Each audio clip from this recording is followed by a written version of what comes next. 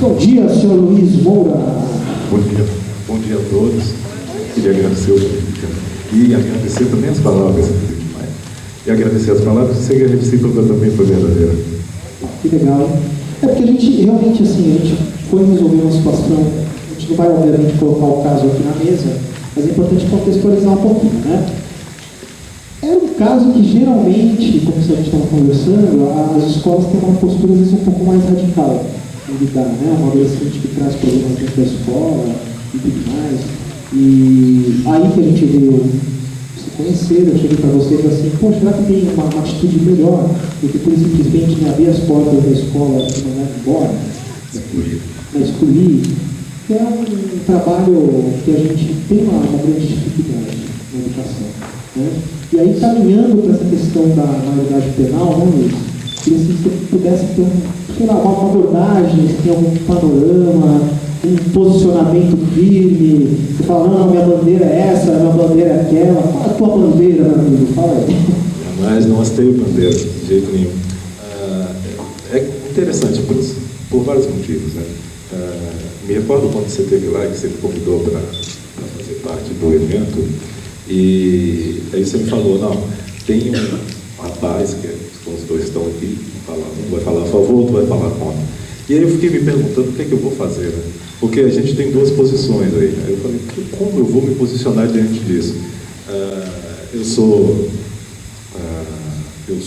complicado, eu sou um praticante da psicanálise e atualmente também, além do meu consultório, estou trabalhando no Centro Social Santo Dias com medida socioeducativa.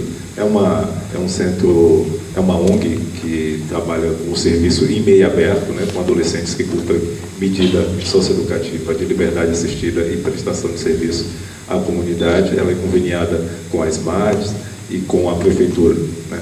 Mas eu não estou aqui representando um serviço, só poder falar um pouco sobre isso, porque eu acho, tanto quanto a ideia esdrúxula, né? Jamais poderia ter uma colega minha, a Thaís, que está aqui, e jamais poderia falar por ela, nem como serviço, nem como uma mulher. Eu adoraria poder falar da posição de uma mulher, mas jamais, infelizmente, sendo homem, não vou poder fazer isso. Então, eu estou aqui, eu falei, como eu vou falar sobre isso? Né? O que é que eu vou fazer? Que posição eu vou ocupar diante disso? E aí, o que me deu eu até te agradecer, uma ideia de fazer um seminário depois, lá no Centro de Estudos, Psicanálise, com o título Em Cima do Muro. Né? Eu adoro esse termo, adoro. E você me fez pensar nisso. A psicanálise tem por... Eu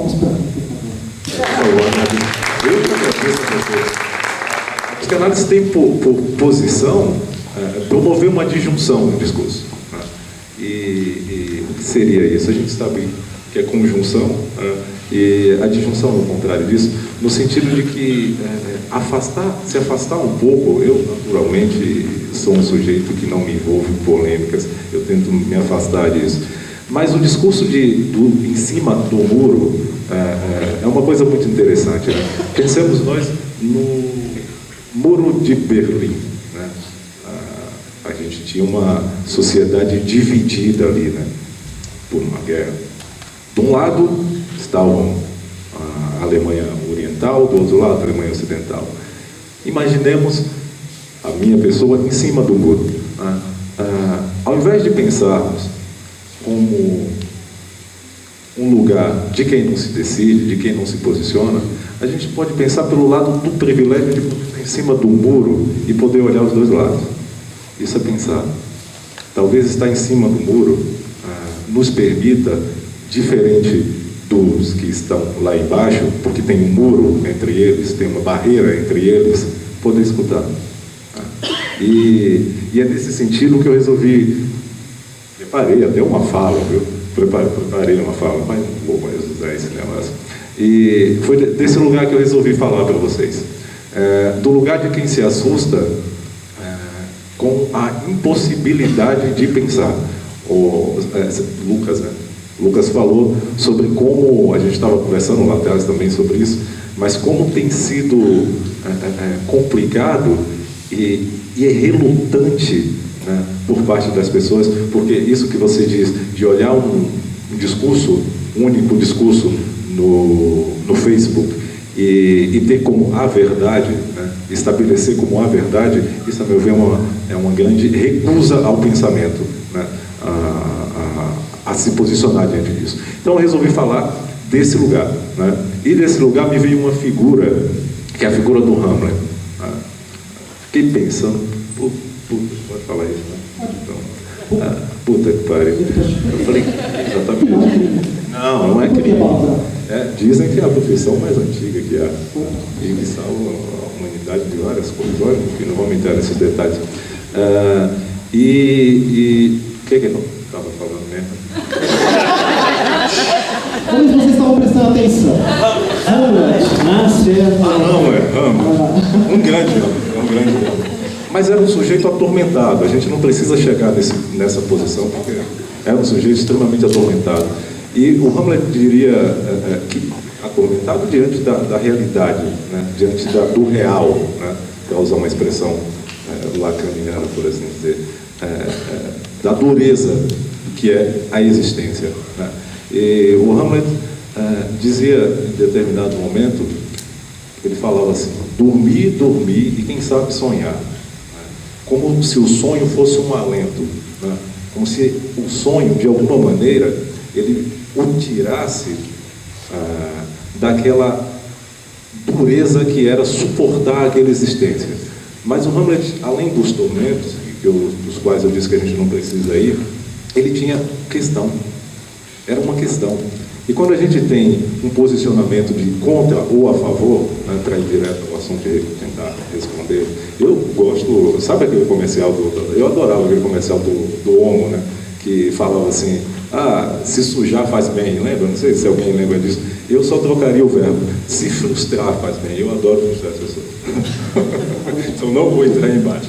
Mas, voltando a essa questão... Interrompendo. Você tem momentos que você fala assim, você acorda de manhã e fala: eu acho que sou contra, aí de repente você se pega em contradição, porque eu estou entendendo perfeitamente a questão do em cima do muro, né? Até publiquei um texto lá que eu chamei bem em cima do muro, sobre essa mesma questão, mas em dados momentos a gente se pega, né? Não ser meio pejorativo, a gente está sendo bem filosófico, bem contextualizado, mas pensa na família, né? Que o garoto lá de 16 anos pegou uma arma e mesmo sem precisar, deu 2 tiros no pai de família, e a senhora tem que pegar esse moleque, pena de morte nele, e depois você fala: Hamlet. Vamos lá, é excelente, isso é provocação, eu adoro provocações. Vamos lá, você está falando da perversão, né? Seria uma atitude, sei lá, o cara vai lá e mata alguém que você disse sem necessidade. Não tem um reconhecimento do outro, né? Porque não basta só ir lá e roubar, mas o cara teve um caso, eu acho, com alguns anos aí, de uma dentista, parece que os caras invadiram e tal. São crimes atrozes, né?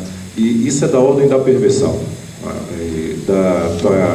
A título de esclarecimento, porque todo mundo tem obrigação de conhecer o termo, sociopatia, por assim dizer, o transtorno de personalidade, né? Da psicopatia, como é normalmente conhecido. Me chama muito mais a atenção, porque esse é um caso, não pode virar regra, né? A gente está falando de política pública, né? A gente está falando de política pública, e aqui entre nós tem, sei lá, centenas de pessoas, pelo menos pelo que eu consigo especular para cima da página.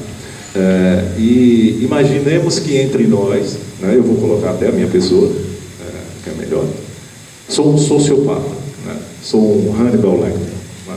E a gente precisa criar uma lei, como você estava dizendo, porque a gente precisa criar lei para tudo, né? É um sujeito único, mas ela vai vigorar não só para mim, ela vai valer para vocês, para todos vocês. A gente está falando de política pública, gente. Acho que pensar pela via de que um caso isolado, e não é um único caso, aí você poderia dizer: mas se fosse o seu pai, se fosse a sua mãe, se fosse... Não, a gente está pensando em política pública, isso atinge uma massa, né? A gente não pode pegar como exemplo, pelo menos é o que eu acredito, como parâmetro, como medida, quando se pensa no social, num conjunto de pessoas, um caso isolado. Eu acho isso muito estúpido.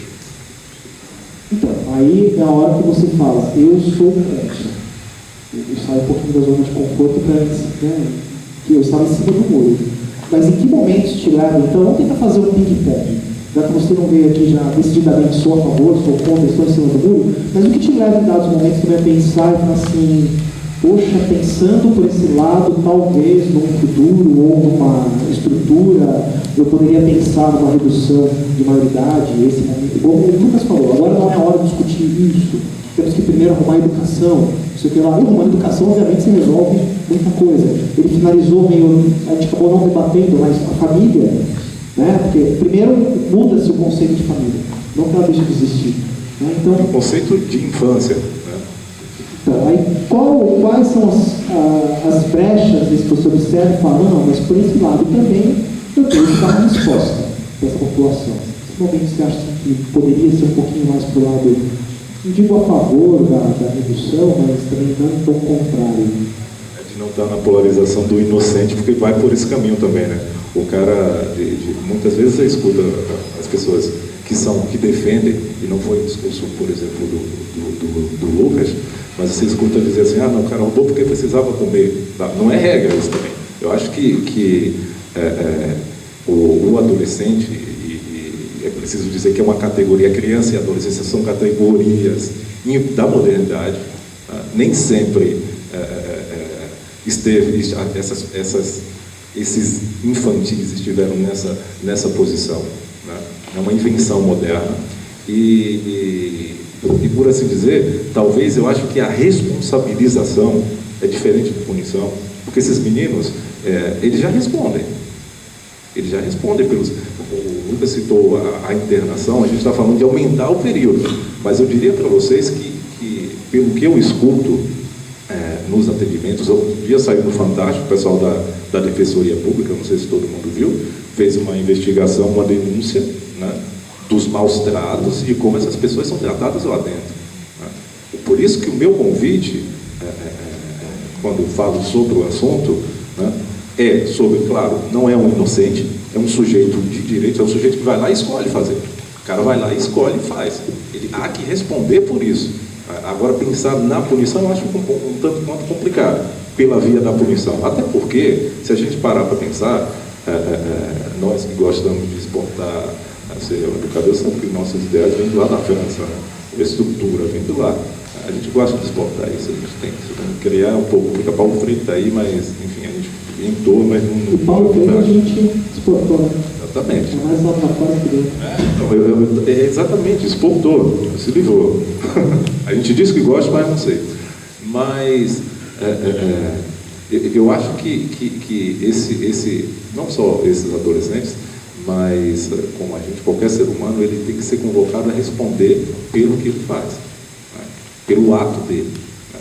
A lei, e não, eu não estou falando do legalismo, não estou falando do direito, mas a lei, enquanto instância regulatória, né, de uma ordenação social, né? E aí o direito e as leis do direito estão mais atreladas à questão moral, claro que tem uma ordenação social, mas eu falo de uma internalização que já começa quando a gente começa a educar uma criança, quando a gente começa quando a gente tem um filho, essa coisa que vai crescendo, porque uma criança, você fez um livro de direito para a criança, e você disse que era algo inédito. Eu também, quando ele me falou lá dentro, eu fiquei surpreso, fiquei muito surpreso, que é um discurso do direito, né, que agora está disponível para a criança, acho bacana, mas tem uma outra lei, né, que aí entra uma questão que passa muito mais pela ética, né, pela possibilidade desse sujeito poder escolher e responder pelos seus atos, né? Que aí isso não é ensinado em livro nenhum. Isso não é ensinado em livro nenhum. Bom, não sei quando a gente lançou o nome do... Na verdade, o nome é em aberto, provocativo, mas ficou uma pergunta, né? Eu vou fazer duas perguntas em cima da mesma. Se a redução da maioridade penal resolve, e resolve exatamente o quê? Essa é uma pergunta bastante pertinente, né? Porque eu vou responder de uma maneira que é a seguinte: se a gente pensa, né, imaginemos que, como a gente estava discutindo lá dentro, parece que vai vigorar mesmo, isso vai valer, que vai começar a valer. O advogado ali, esqueci o nome dele, do Júlio, pode estar falando melhor sobre isso, mas isso vai valer, né? Então não vou adentrar nessa questão. Mas tem uma coisa de que... se resolve. Ah, se resolve. Se resolve. Eu passei a noite no hospital, gente. Eu fui também para conversar com o Luiz, fazer uma pausa aqui, né? Para tratar de um caso que era mesmo para durar assim, 15, 20 minutos. E foi a mesma coisa com o Lucas. A gente ficou acho que umas 2h30, a tarde inteira batendo papo. Gente, esse cara, se vocês tiverem 2 horas livres na semana, vai lá, né? Centro Social Santo Dias, conhecer esse cara que é fabuloso. Meu amigo, resolve o quê? Eu acho que não resolve nada. Resolve, eu acho que dá uma paz pra gente, assim. Acho que dá uma paz, não por colocá-los lá, mas nos alivia de responder da gente, enquanto cidadão, enquanto pessoas que somos responsáveis. Você teria menos trabalho? Por exemplo, sua ONG perderia recurso, porque assim, ela tem que funcionar a partir dos 12 anos. Aí hoje você tem uma arrecadação, entre aspas, vamos pensar enquanto uma cabeça econômica. Então eu tenho dos 12 até os 17 anos e véspera de aniversário de público-alvo para trabalhar, para seriar. Reduzindo o seu trabalho, você acha que ele vai diminuir também? Porque, opa, consideravelmente, ou o narcotráfico vai migrar com força para 14? Eu nunca me ative a me preocupar com isso, mas acho que vai aumentar. Acho que a tendência é aumentar o trabalho. Você acha que tem que acontecer todas aquelas políticas públicas, por exemplo, que eu vi nesse mesmo debate que a gente foi, né, Lucas? Ao mesmo tempo que você tem que não reduzir, você também tem que desmilitarizar a polícia, você também tem que tirar a proibição não tem que existir mais tráfico, tem que ser liberado, quer dizer, uma série de coisas. Você acredita que tem que ser dessa forma mesmo? Então eu desmilitarizo, né, eu descriminalizo o tráfico. Você acha que tem que funcionar dessa forma? Você já chegou a pensar sobre isso? Eu acho que tem que ser debatido. Acho que as coisas precisam ser conversadas. É por isso que eu estou dizendo que as polaridades, né, elas são as que a gente não pensa. Por exemplo, esse exemplo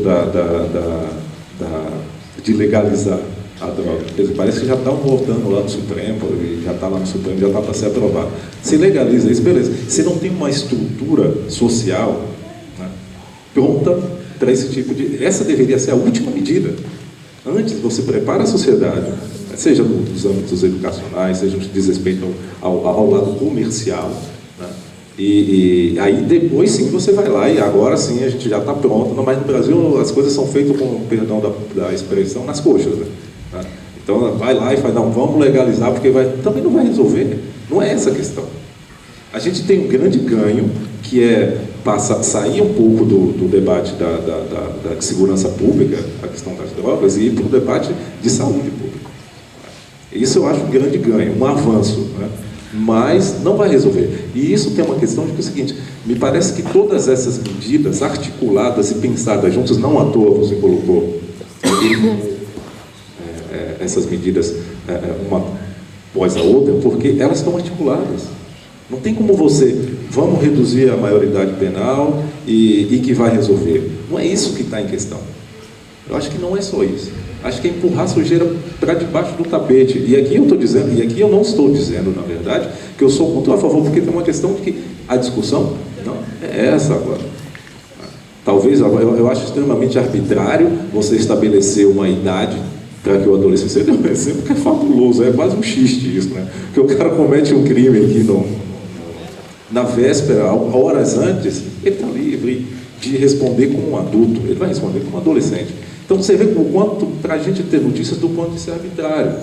Não tem como a gente definir, né, uma categoria, uma data exata para poder fazer isso. E você acha também que dá para comparar, que, por exemplo, porque no mundo inteiro a tendência é voltar para os 18 anos, igual os Estados Unidos está se discutindo isso, mas em tais países desenvolvidos nem existe idade mínima, uma criança com 5 anos pode ir para a cadeira de morte, vamos ser bem trágico aqui também, né? Então também dá para, em termos assim, o Brasil, ele é singular ou ele é comparável em dados momentos, como me convém, com a Suécia, em dados momentos com os Estados Unidos, em dados momentos com Cuba. Como você analisa, quando se falar de maioridade, minoridade, dá mesmo para a gente pegar assim, esse paralelo e colocar, opa, Suécia e Brasil, para falar a favor ou contra, Cuba e Brasil. É possível? Ou o Brasil, que tem características próprias, É passível de comparação? Você que é um cientista também? Olha, eu sinceramente acho quase esquizofrênico isso. De qualquer posição você pensar o Brasil com a Suécia. Eu tento imaginar alguma coisa que, sei lá, não sei. Não tenho a menor ideia do que pode ser comparável. Né? Talvez se alguém puder falar, tudo bem. Os olhos claros do Cristo. Talvez, as loiras, né? Não tem, sei lá, qualquer coisa desse tipo. O Rio Grande do Sul, lá você olha, pô, aqui parece uma Suécia. Mas é muito diferente. São sociedades completamente diferentes. A vivência, por exemplo, já que a gente está discutindo a questão do adolescente, né? Mas dentro da conjuntura que o país vivencia, dentro da cultura desse país, e do quão violados são os direitos, não só desses adolescentes, não só deles, né? Mas a gente está circundando aqui, essa instituição, esse prédio aqui, né? Ele dá para responder a uma demanda de uma comunidade aqui ao redor que não tem acesso, por exemplo, que não tinha acesso antes desse prédio, a esse tipo de debate, que não tinha acesso, que não tinha lugar para poder sentar, por exemplo, ter um teatro. A primeira vez que eu vim aqui, eu achei fabuloso. Eu estava entrando, estava falando com o Júlio. Gente, isso aqui é maravilhoso, sabe?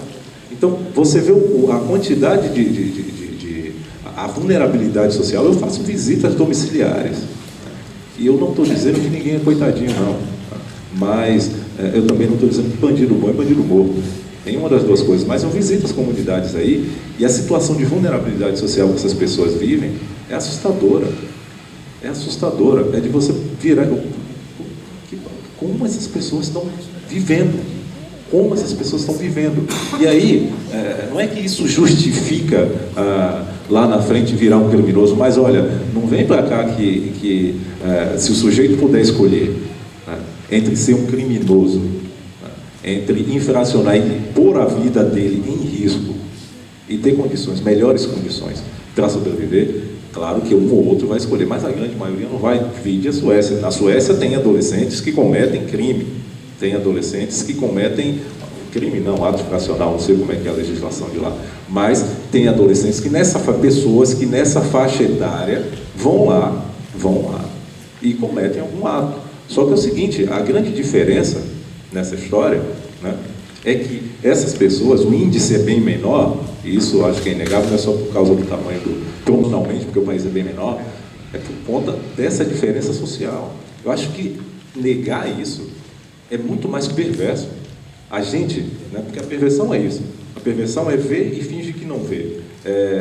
É saber e fingir que não sabe. Isso é a perversão, isso é a psicopatia, isso é a sociopatia. Né? É o sujeito que te infringe, pega um negócio aqui, te infringe dor, eu sei que está doendo. Você está aí, gemendo, só que eu estou infringindo dor, eu continuo. Né? Eu sei que isso aqui está te machucando. Então, eu acho que João Cabral fala uma coisa que ele fala... eu transformo em pergunta, viu? Qual é a parte que te cabe desse latifúndio? Eu acho que cada um de nós aqui precisa se perguntar isso. Né? Porque é muito fácil, por isso que eu disse confortável, punir é muito mais fácil que educar. Muito mais fácil. A gente se livra do problema, a gente põe lá dentro, pronto, tá lá, resolve. Alguém terceiriza, de preferência privatiza, né? A gente tem que terceirizar. Não basta só terceirizar ao Estado.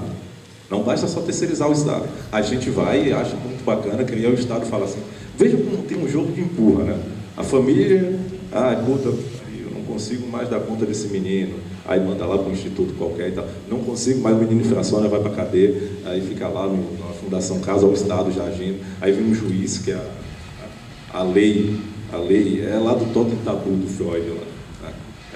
É da onipotência incrível, e aí vem um juiz, e aí vai e manda para uma instituição, ou para a Fundação Casa, e depois cria uma outra questão, que é o seguinte, são empresas, porque eu sou terceirizado, viu? É uma ONG. Esse trabalho que a gente faz lá no Centro Social Santo Dias é de responsabilidade do Estado. Só que o Estado fala assim, olha, vamos botar para as ONGs, vamos terceirizar, né? Não assume.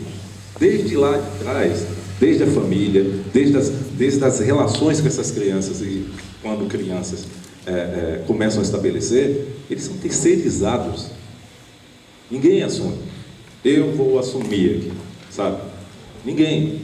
vai passando de mão em mão. Aí chega numa situação de que antes de qualquer coisa, antes da gente discutir se a maioridade é eficaz, se vai funcionar, se não vai funcionar, a gente discutir se a gente tem um aparelho para cuidar dessas pessoas, né? Eu acho que é muito mais importante a gente discutir enquanto nação, enquanto educador, enquanto pessoa, né? Quem são os perversos dessa história? Será que são eles mesmo? Que foi o cara que foi lá, o moleque que foi lá e matou alguém? Ou somos nós que estamos assistindo a isso tudo, vendo toda essa trajetória que esses adolescentes têm, assistindo, sabe como foi que está lá vendo aquele filme lá daquele filme que o cara mata um monte de gente com um pedaço, por ver se o cara fica vivo, Jogos Mortais. Todos nós assistimos aquilo ali, né? Não, todo mundo, não posso generalizar. São 5, acho, só. Então, mas aquilo ali, eu acho salutar que assista, não estou dizendo que é um problema, porque de alguma maneira a gente espia no outro, a gente põe para fora no outro, que é o outro, né? O Sartre dizia que o inferno são os outros, né? E eu concordo plenamente. Então a gente bota para fora um sadismo e uma perversão que está em nós, que nós também temos, porque eu não consigo chamar de outra coisa. Se esse ato desse menino que vai lá e mata alguém sem necessidade, por assim dizer, como você falou, que eu concordo, pode ser considerado perverso, o nosso de assistir passivamente, né? E até com certo gozo, quando vê na TV o Capitão Nascimento matando um monte de gente lá, põe aquele saco na cabeça lá e tal, tortura o cara, e a gente tem um gozo com aquilo, com a vingança. Justiça não é vingança. Justiça não é vingança. E o nosso sentimento, quando a gente se posiciona dessa maneira, por isso que eu acho que é bacana pensar que você tem uma opinião sobre isso. Eu acho que tem que encerrar mesmo e tal, tem que baixar a maioridade e tal, mas que você possa pensar primeiro em si também, assim, de que lugar que vocês estão falando, né? De que lugar que a gente está falando, do que é que a gente está falando? A gente está falando de punir ou a gente está falando de educar? A gente quer se livrar do problema ou a gente quer se implicar, ser responsável, né? E se responsabilizar por aquele adolescente que está ali, ou por essas vivências que a gente tem, porque a gente tem contato com a gente também. Não é que a gente vai resolver, não é da ordem da onipotência. Acho que a gente precisa se perguntar isso, quem são os perversos? Amigos, amigas, esse foi o Luiz.